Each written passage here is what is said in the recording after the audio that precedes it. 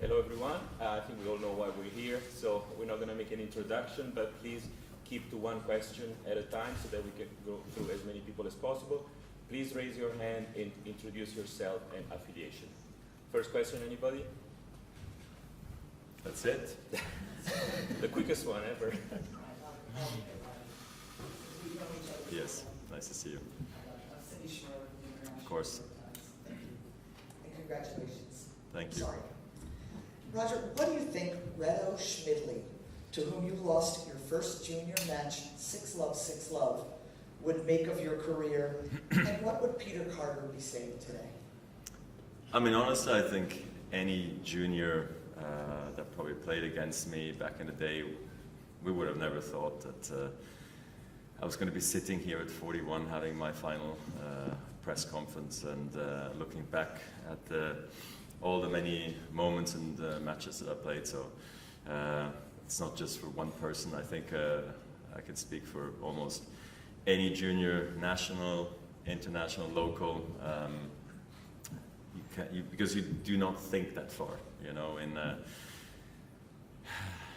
When you have a vision of being a champion, you see yourself winning one tournament or maybe becoming world number one, but not many, many times in a row and staying there for as long as I did. So that was definitely very special. Look, with Peter, obviously, it's so unfortunate that he didn't see me getting to the top of the ranking and seeing so many of my most incredible victories, but at the same time, he was instrumental to my game, to my personality. He was not just a bigger brother, but he was also a mentor and a great coach. And if I played the way I played, you know, with my technique, it's probably a lot to do with him. And then after that, all the other coaches that came along. So I've been so fortunate, you know, to have the right coaches at the right time, and I felt that I learned from each and every one a lot, and it's been a great career.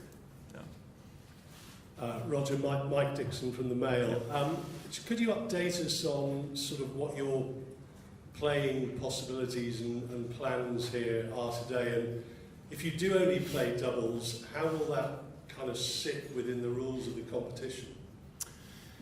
Yeah, but that was my concern as well, a little bit going in, of course. This is an event, an ATP event that I don't want to mess with, you know, but at the same time, I know my limitations, and this is why I asked Bjorn if it was okay if I play maybe just one doubles, and I guess that one would have to be on Friday night, and then I guess Matteo would come in for me and then have to play on Saturday for me. Bjorn said, obviously, of course, that's totally fine. Bjorn spoke to John as well. They spoke to the tournament and the ATP if that was okay, and everybody said that was fine. So, so here I am trying to prepare for one last doubles, and we'll see with who it is. And I'm obviously, I don't know, I'm nervous going in because I haven't played in so long, and I hope it can be somewhat competitive. Roger, it's Laura from the BBC. There's been a lot more openness in the last few years about mental health in sport and in tennis as well. I just wondered if you could share the mental strain that both the injury and then your decision about the retirement has had on you. Rehab was easy. Sure, there's ups and downs, and sometimes you're a little frustrated, but for the most part, I enjoy being home. Been on the road for so long. So no issues there. I get scared going into surgeries because I know it could mean the end of my career. So that has always been, I guess, the most emotional and most scary moment for me before I go under. But yeah, I mean, things are different nowadays with the pressure that the players feel. No need to feel sorry for us, you know, but we have to deal with it one way or another, but it's definitely not always easy. But I feel like for the most part, I made it work. Had a great team around me, I guess, because it didn't change very often. I had a really good, solid base, and I knew I could always speak openly to everybody, and everybody would tell me their honest opinion. I think that kept me grounded and kept me going. Hi, Roger. Howard Fendrich with the Associated Press. Could you take us through a little bit the process that led to this decision, how it came about, and what made you decide finally that this would be the end of your playing career? And I'd also like to ask, you used the word bittersweet in your farewell note. What to you is the most bitter part of this, and what's the sweetest part? Yeah, I mean, I guess there was a certain process that started at the beginning of the summer, you know, where you try to go to the next level in training, and I could feel it was getting difficult. So obviously at that point I knew any hiccup, any setback for that matter was going to be the one potentially. So that you're going to have harder moments, or that where you push too hard and you have to pull back a little bit. It's normal in rehab because you always got to stay in that corridor of doing enough but not too much. And I actually like that challenge because I really have to be in tune with my body and with my team of understanding how far can I go. And then I think over the course of a few weeks and months there, we just have to really be careful, and almost to a certain level too careful. And then I guess I was also getting more tired as you have to put in more effort into it to be able to sort of believe that it was going to turn around. You start getting quite pessimistic, and then I got a scan back, which also wasn't what I wanted to be. And at some point you sit down and go, okay, I mean, we're at an intersection here at a crossroad, and you have to take a turn. You know, which way is it? And I was not willing to go into the direction of let's risk it all. I'm not ready for that. I always said that was never my goal. I can't believe, if I look back at the last few years, that I went through the surgeries that I had to go through. For me, it was always clear that I was going to end my career with no surgeries, you know, before 2016. And even 16 was a tough year getting back from it. So any suggestions there from my side would be don't have surgery if you don't have to, and just take the necessary time to come back, because it is brutal.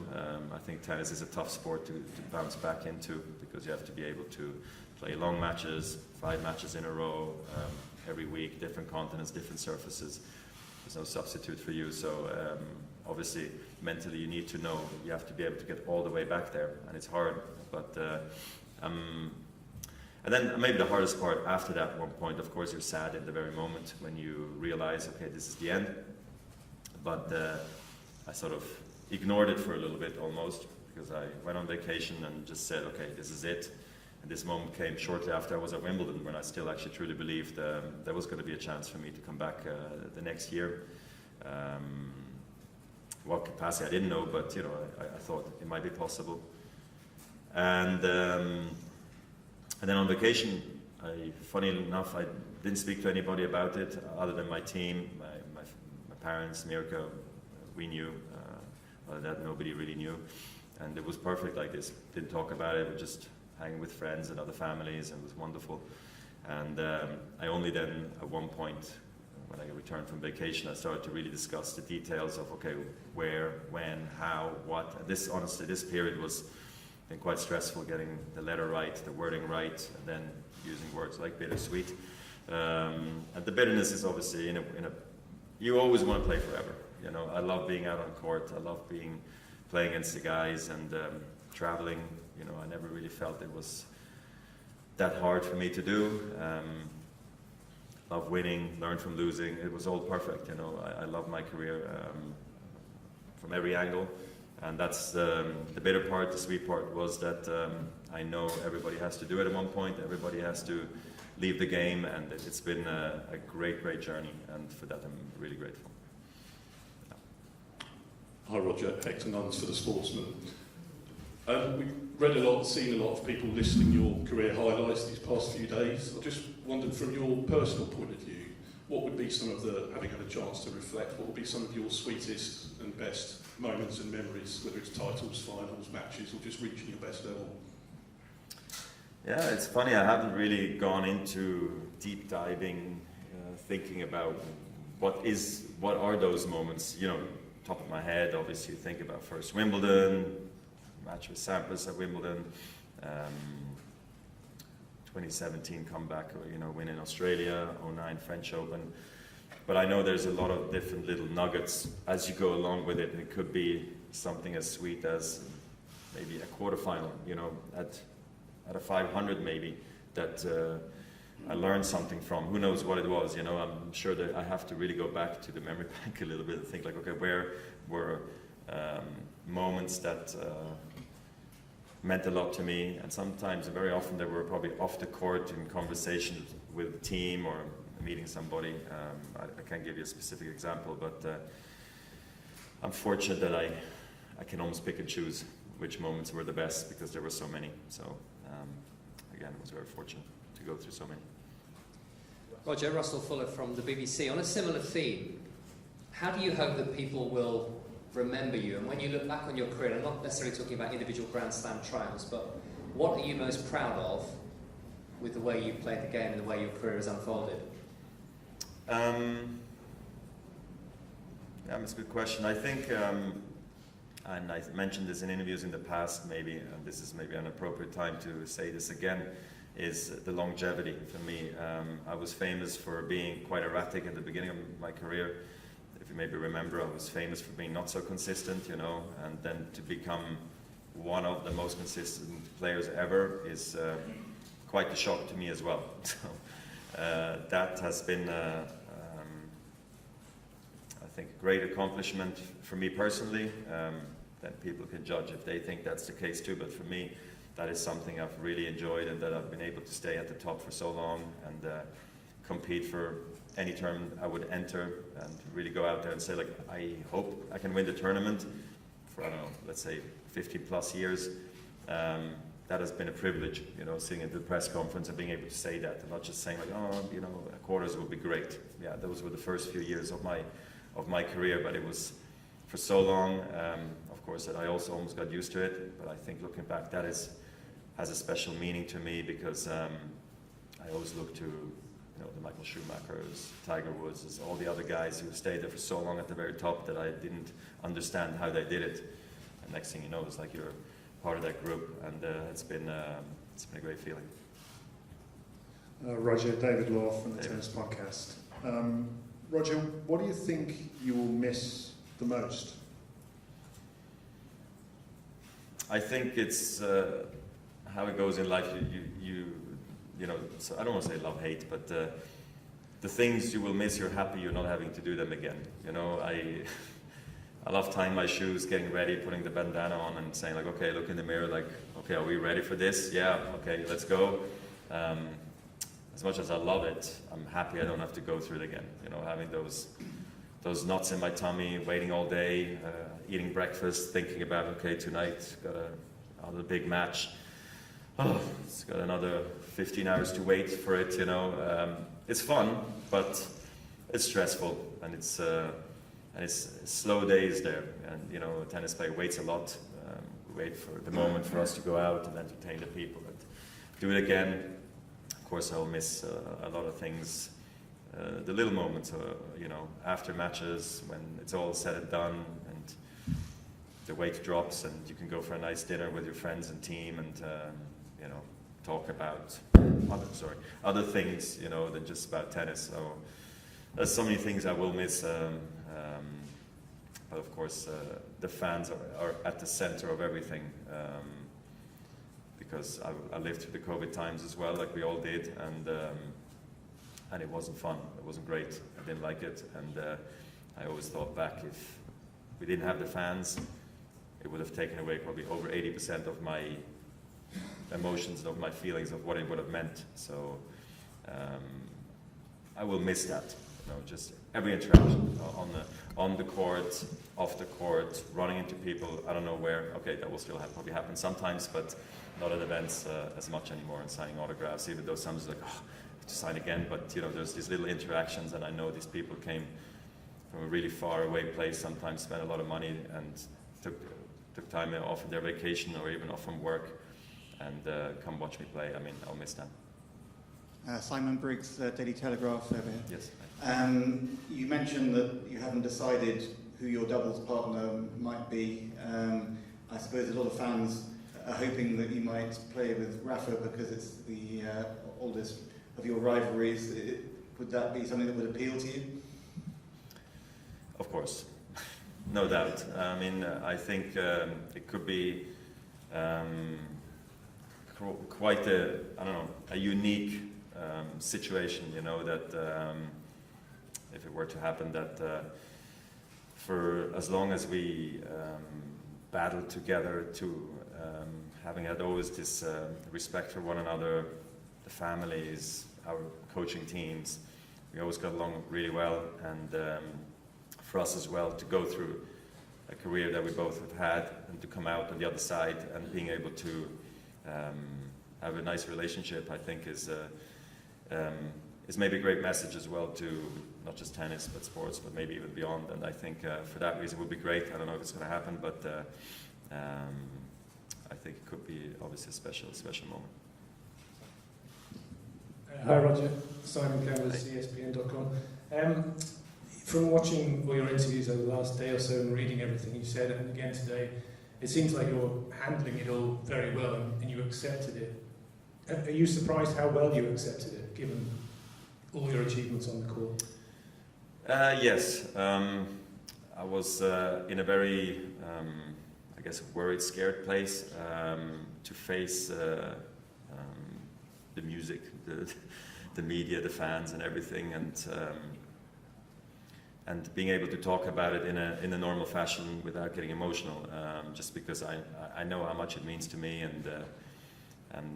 but I feel like I probably went through a lot of different stages. I don't know if you can call it grieving, you know, and then you get to and I really don't want it to be a funeral. I want it to be really happy and powerful and party mode rather than the other side. And that for me was my first thing. I said if I retire and wherever I announce it, it has to feel like it's got to be fun and not everybody like, oh, I'm so sorry, are you okay? Like, no, I'm okay, but I want to be happy, you know. And for that reason, I think that was also the part where I talked about, didn't want to think about it because I was not ready to, in my picture, seeing myself speak on a tennis court was impossible at that moment. And I think going through that has helped me a lot, that I can be here today. Hi, Roger. Manu Santos from Agencia F. How do you feel when you see that a world number one like Carlos Alcaraz said you have been his idol during his childhood, and he's very sad that he's never going to be able to play a competitive match against you? Yes, of course. It's disappointing. I was never able to play against him. Of course, I watched him closely, what he did at the US Open and throughout the year. It's been fantastic, and I always said there will be always new superstars in the game, and he's one of them. And the game is bright. I know sometimes people don't tend to see that or think that. It was the same thing when Pete and Andre left. I thought, okay, well, what we have here now. Guys who win slams, there's never the same winner. Well, he got the same winners for a lot of years. It was Rafa, like myself and Murray and Stan. So for me, it was nice to see, you know, because that's what I always thought. I have a funny anecdote with Carlos because I practiced with him at Wimbledon one year when he was, I think, playing the juniors, and I thought he played well. You know, it was good practice, whatever. Just another warm-up, I think it was. And when Carlos was there, I was more excited to see him, obviously, because he's my guy. And then the next 2 days later, I guess, or the next day on my day off, very often when you practice with somebody, you practice again because you just have, and if the practice was good, it was just simple as to call again and say, like, you want to do it again? But I said I want to hit with Juan Carlos, not with Carlos, because just I would like to see, you know, practice with him, and I'm super laid back in practice anyway, and I ended up practicing with Federer. It was great. He didn't miss a ball. He could still be on tour, so I'm really happy for him also in particular that they're being this successful. Yeah. Roger, at the back, Craig Gabriel. Yes. You were saying you're satisfied with the decision. How much easier, if it was that made because of the last year where you hadn't played, you'd been with the family and the kids all the time? that you hadn't been at tournaments. So did that make it any easier? And once this week is over, what's the first lot of things you're going to do? I mean, number one, I'm not satisfied. I'm happy. I'm happy with the decision because I know it's the right one. I thought about it. I've had a lot of time to let it sit. I mean, it's been a few months now. It's been rather stressful not having it leak out, and it's more worried about everybody around me who knew about it, who was getting asked every single day, how's Roger, how is Roger's knee, and when is he coming back? And they all very well knew what the situation was, so I'm sorry for them that they had to go through this, but so I think we're all relieved. At this point it's out. I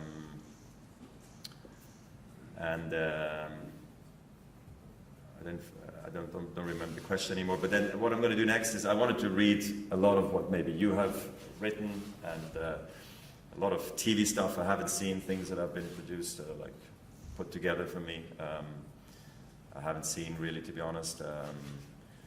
I didn't plan it through exactly every step of the way what was going to happen. I just said I think it's a good moment to announce it on Thursday last week, because it gives people the time to either travel to London or just give a bit of a heads up instead of announcing it like, let's say, like today. And I had no plans for Friday, Saturday, Sunday, Monday. All I had was practice, fitness on Friday, tennis on Saturday. And I said, well, see if I have to do press, but apparently the letter had enough in it for, it seemed like, for everybody, that I could push the press all the way to today and yesterday, which I'm very happy about, which allowed me to spend time with my kids, with going after my daily life, and having wonderful dinners, and looking back and celebrate, to be honest. So that's what I want to do next, is catch up a little bit, see everybody, and then go on vacation a little bit with the family. And I think it's a perfect moment for me to then spend time with Mirka and get on the phone with the team and just talk about a little bit about the Laver Cup. How has this week gone, and where do we go from here? So it's been fairly simple. Did I miss anything in the beginning, or did I answer everything? You okay? We got time for 3 more questions. One over there. Hi, Roger. Joseph Riegel, Tennis Head. So many of your successes have come in this city, Wimbledon and your 2 ATP finals titles at this venue. How does it feel to close this chapter of your life in London? Yeah, that was clearly part of my thinking as well. Where is the place? Contemplated a lot of other things before the US Open, maybe, but this was before Serena announced it, but I said I was not going to be there, so it's just going to announce it, not going to be around. People think I'm going to be a stranger to the game and to everybody, and I don't get a chance to properly say goodbye to the fans and everything, so made me wait another month all the way to here. I wish I could have announced it earlier, but it all worked out, so I'm happy to do it here in London. After then thinking about it, this city has been special to me, maybe the most special place, with Wimbledon down the road and here at the O2. Haven't played here or qualified for so many years, and won here as well, so I just thought it was very fitting. I've always enjoyed the crowds here as well. Having Bjorn Borg on the bench with me for my final game resonated also in a big way with me. Having all the other guys around, just felt like I was not going to be lonely announcing my retirement. Not that I wanted to hijack this event or anything, but just felt, I always feel sorry for players who sometimes retire on the tour. Say, okay, I'll play one more match, and then at one point you lose, and there you stand all alone. And it's just, obviously 99% of the time you will lose at one point, because only one guy wins the tournament. So I just felt like this works very well here, and but I always wanted to keep the integrity of the event alive. That's why I had a lot of conversations with everybody, and I'm really looking forward to these next few days. It's going to be very special. Last one here. Hi, Roger. It's Franklin Stoker from NOS. You have been telling you want to get to stay involved in tennis in the future, but do you also already have a little bit of an idea if it will be on the coaching side or director side, managing side? Not really. No, not really. I just wanted to let the fans know I won't be a ghost. you know, that it's funny, you know, I talked about Bjorn Borg just before. I don't think he returned to Wimbledon for 25 years. And that, in a way, hurts, you know, every tennis fan. Totally acceptable, his life, his reasons, you know, but I don't think I'll be that guy, you know, and I feel that tennis has given me too much. I've been around the game for too long, fallen in love with too many things, love seeing people again, and that's kind of what I wanted to let the fans know, that you'll see me again, you know, and not just never again. And now what it could be, in what capacity, I don't know.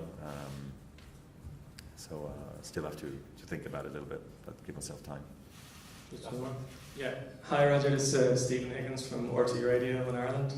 And just wondering, we all talk about the beautiful shots and the footwork, but how important has resilience and grit been in winning the big matches that you have in your career? Yeah, people won't talk about that, that's fine. They will talk about the other things, which I'm very happy and very proud of as well. But you need everything, you know, especially grit and fight and all that toughness to come through and stay at the top for as long as I did. I think it's logical.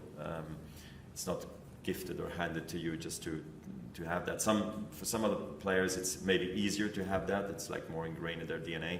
I feel like I had to go find it and take care of it, which maybe is harder in my position. Me, I was more lucky to, was more gifted with racket head speed or that stuff. But so yes, I'm proud of how far I've come, because I know that this was something I really struggled with early on. I was criticized a lot heavily, maybe sometimes even unfairly or unfairly, whatever it is. Why wouldn't I fight more when losing? Because they thought when I lost I didn't give it all I had, even though I care probably more than most players. So I didn't quite understand what that meant. Do I have to grunt? Do I have to sweat more? Do I have to shout more? Do I have to be more aggressive towards my opponents? What is it? It's not me. I'm not like that. It's not my personality. And a lot of people then told me, well, you have to be tougher and not so nice, maybe, you know. And I tried, but it was all an act. And I said, well, I'll try it the nice way. Let's see where it takes me.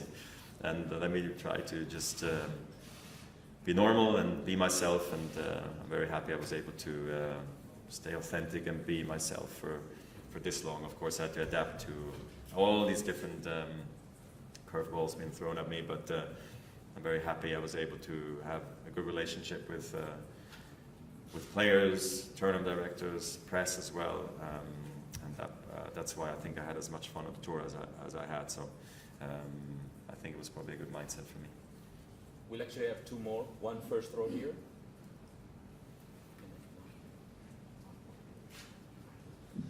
Hi Roger, Antonello Guerrero from La Repubblica, Italy. I just wanted to ask, first of all, can a legend like you have regrets now, if you think about your career? And what do you think about the new generation of players? Like you mentioned Alcaraz, Yannick Sinner. How different will it be from your generation of the break? Thank you very much. Yeah, yes, of course you have somewhat regrets, but never really, because I do believe things happen for a reason, and if it wasn't going to be for mistakes made or wrong decisions, who knows? Those is what made me grow as well, and I'm happy it happened the way it did.